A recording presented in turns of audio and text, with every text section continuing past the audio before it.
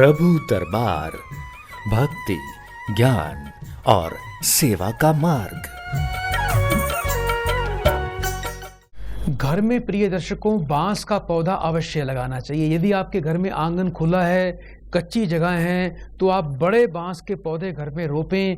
जिस घर में बांस का पौधा होता है उस घर में हमेशा सभी लोग स्वस्थ रहते हैं, दीर्घायु की प्राप्ति करते हैं। ऐसे व्यक्तियों को बड़ी प्राकृतिक शक्ति मिलती है और शारीरिक शक्ति उनकी बहुत ही अपरंपार होती है, जिससे रोग प्रतिरोधक शक्ति भी बढ़ जाती है और शरीर के अंदर से, शरीर के बाहर से आपको पूरी तरह सुरक्षा प्राप्त होती है। तो अपने घर में आपको बांस का पौधा अवश्य लगाना चाहिए। वास्तु के हिसाब से भी यदि आप अपने घर में बांस लगाते हैं तो इससे आपकी समृद्धि, आपके घर की सुख शांति और परिवार के सभी जनों का आपको एक अच्छे स्वास्थ्य का लाभ आपको प्राप्त होता है। और यदि आजकल लोग फ्लैट में रहते हैं तो आजकल बांस के पौधे आते हैं छोटे साइज के, तो वो भी आप अपने घर में जगह जगह हर कमरों में आप वो लगा सकते हैं। और यदि आपके घर में बीमारियां वास कर गई हैं, आप हमेशा बीमार रहते हैं, कोई ना कोई बीमारी लगी रहती है, तो बस आपको एक बात का ध्यान रखना है, आपके घर का बाथरूम, टॉयलेट और रसोई ये बिल्कुल सही स्थिति में होनी चाहिए। हमेशा रसोई जो है वो घर में पूर्व दक्षिण की ओर होनी चाहिए या दक्षिण दिशा में कहीं भी आप बना सकते हैं।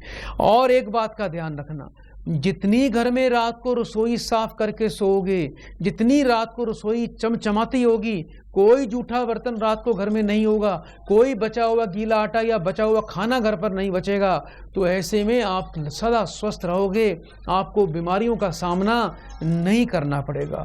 दूसरा, आपके घर का टॉयलेट कभी भी पूर्व उत्तर कोण में नहीं होना चाहिए। हमेशा टॉयलेट जो है आप पश्चिम और दक्षिण कोण की तरफ बनवाएं या दक्षिण दिशा में कहीं भी बनवाएं। और दूसरा, जो घर का ब्रह्म स्थान होता है, घर के ब्रह्म स्थान में भी कभी टॉयलेट की व्यवस्था ना करें, क्योंकि वो ब्रह्म का स्थान है।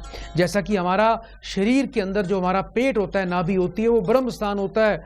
यदि हमारा ब्रह्म स्थान खराब हो जाएगा, यानी हमारा पेट खराब हो जाएगा, तो उस घर में बीमारियां सदा सदा के लिए वास कर जाती हैं, क्योंकि पेट से ही सारी बीमारियां निकलती हैं। तो अपने घर का जो सेंटर है, ब्रह्म स्थान, बिल्कुल स्थान सेंटर वाला, आप उसको बिल्कुल माप के देखिए। जो बिल्कुल सेंटर पड़ता है वो चारों तरफ से उस स्थान को हमेशा पवित्र साफ सुथरा रखें, उसको सुंदर बना के रखें, वहाँ फूल पौधे लगा के रखें, उसको सुंदरता दें। इससे परिवार के सभी लोग स्वस्थ रहेंगे। और सुबह जब आप अपने घर में झाड़ू पोछा लगाते हैं तो नमक और फिटकड़ी के पानी से आपको पोछा अवश्य लगाना चाहिए। इससे आपको लाभ की प्राप्ति होगी और आप सभी लोग स्वस्थ जीवन जियोगे, दीर्घ आयु जीवन जियोगे। बहुत से घरों में ऐसा भी देखा गया है कि घर में थोड़ी सफाई का ध्यान लोग नहीं रखते हैं।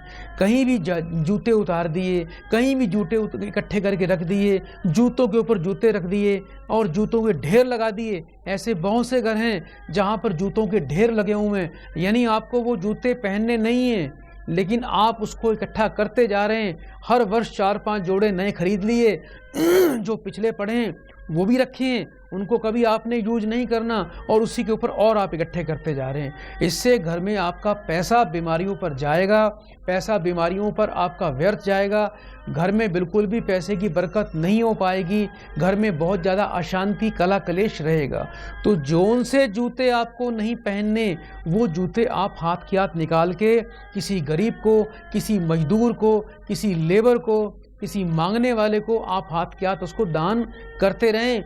ऐसी चीज़ों का स्टॉक घर पे नहीं रखना चाहिए। और जूतों के ऊपर यदि जूते रखोगे तो घर में रोज कला कलेश और बीमारी बढ़ जाएगी। तो हमेशा रैक वाइज आप जूता बनवाएं, यानी एक लाइन जूतों की, उसके ऊपर फिर कोई ना कोई रैक बन जाए, फिर उसके ऊपर जूते रखें। इस प्रकार से आपको अपने घर में जूते रखने चाहिए।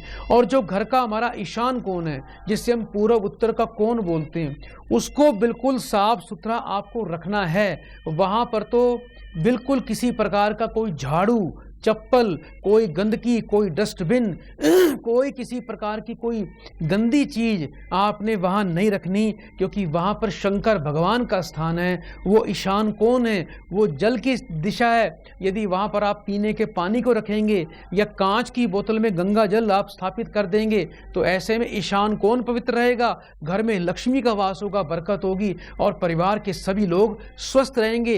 एक ईशान कोण को स्वस्थ रखेंगे तो सभी परिवारजन खुश और स्वस्थ रहेंगे। प्रभु दरबार, भक्ति, ज्ञान और सेवा का मार्ग।